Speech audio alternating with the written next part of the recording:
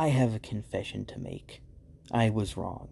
When I reviewed the first episode of the Digital Circus, I said that it was impossible to mesh the horror with the comedy while not sabotaging one or the other.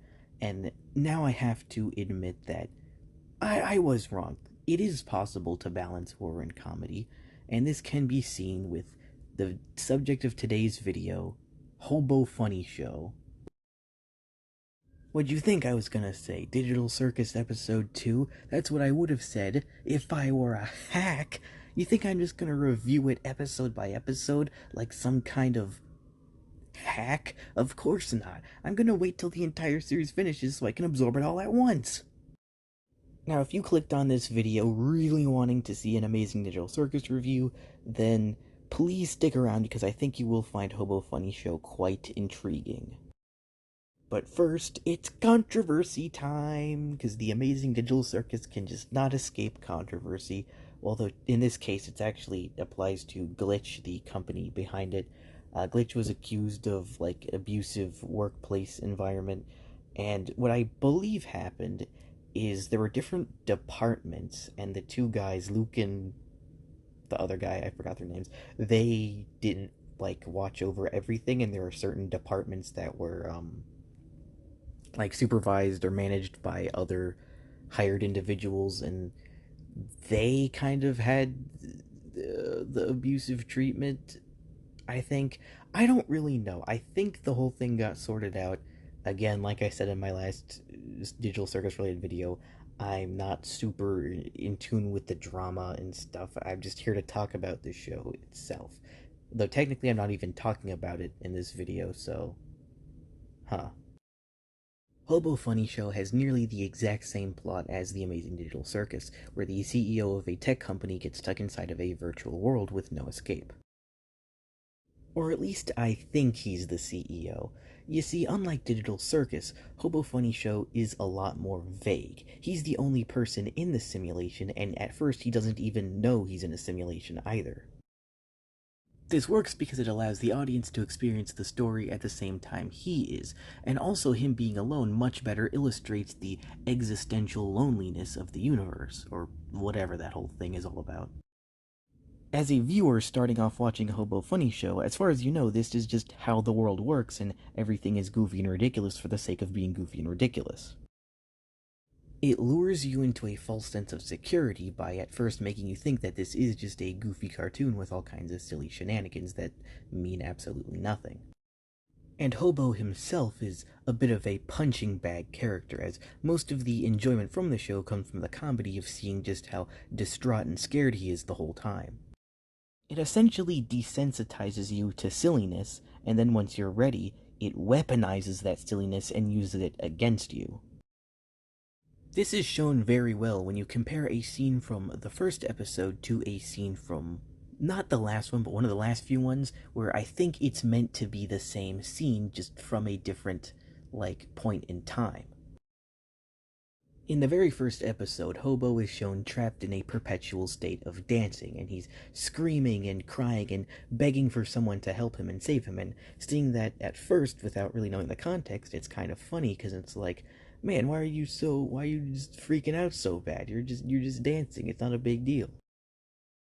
And in that later episode, we witness how exactly Hobo got in this situation, where he was attacked by a kind of giant man made out of light, supposedly some kind of AI or program inside the simulation. We don't really know what it is, and it pretty much traps him and locks him in this perpetual state of dancing. And again, even though it is really silly, if you think about it in concept, being stuck in the same position, doing the same thing over and over again for all eternity, is very scary to think about.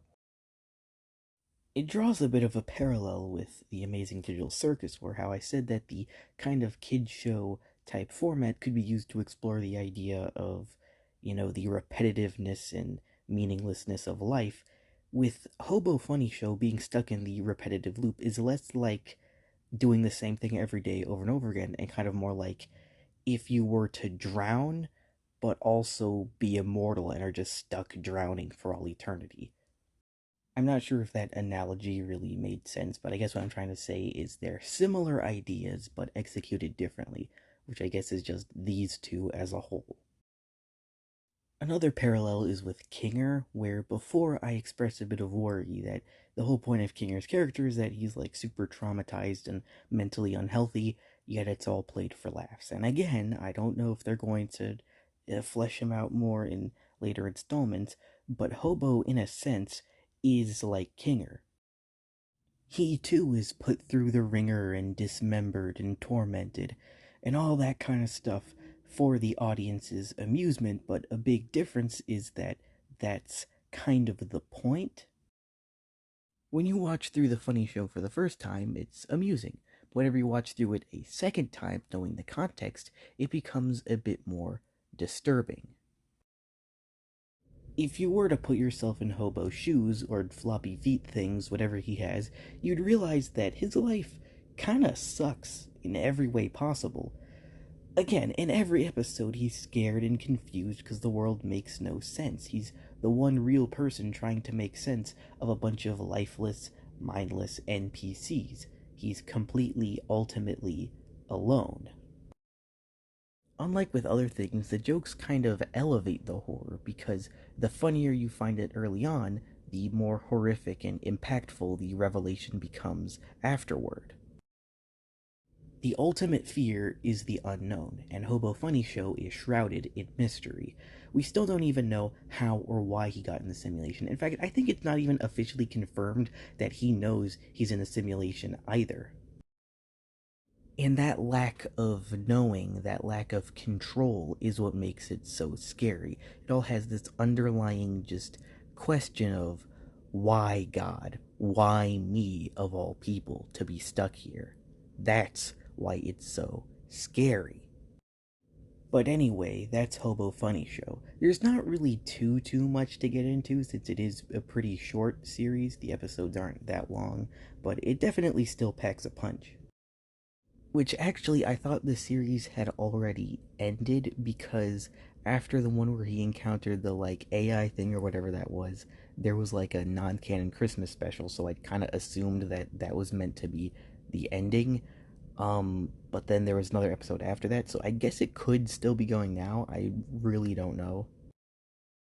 Speaking of that Christmas special, actually, unlike the rest of the series, it actually is a bunch of ridiculous nonsense. There's even a joke in it that it's not canon, so in case anyone was wondering, definitive proof, it's not canon. The Hobo channel also has other non-Hobo related content. Like, there's a lot of Deltarune animations on it, which, like, if you go on to, like, pretty much any channel and then go back 3 years ago, it's just all Deltarune. I wonder what I was doing 3 years ago. Oh, that's right, I was being depressed. He also made this incredibly convincing Crack Miser parody, cause drug addiction funny. And just to clarify, I'm not trying to tear down the Amazing Digital Circus or anything. I'm not trying to say it's bad or awful. Like, disappointing, undeniably, yes, it is disappointing. But it takes a lot for me to truly hate an indie project. If anything, I think you should subscribe to both of these channels because there's a lot of really talented people behind them. I'll make sure to link them both in the description, unless I don't, in which case, I'm screwed. Sorry this video is a little shorter than usual, even for an average video length. I just wanted a break from the back-to-back hour-long reviews I did last month. And also, if anyone who watches the stop motions is still around, which you're probably not, I'm sure you've all left by now, I'm still working on them. I'm trying to finish up the finale. It's going to be a big finale, big thing, big plans, and it's just taking a while. Either that or I'm procrastinating. Take your pick, but it's coming. Okay, stay tuned because it's coming. But anyway, this has been Brad Worst. And hey, wait, did I leave the oven up?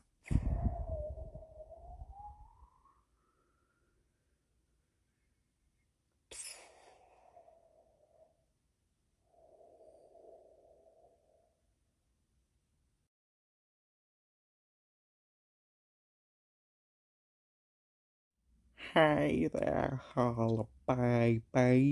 What do you say we tell some fucking cool jokes?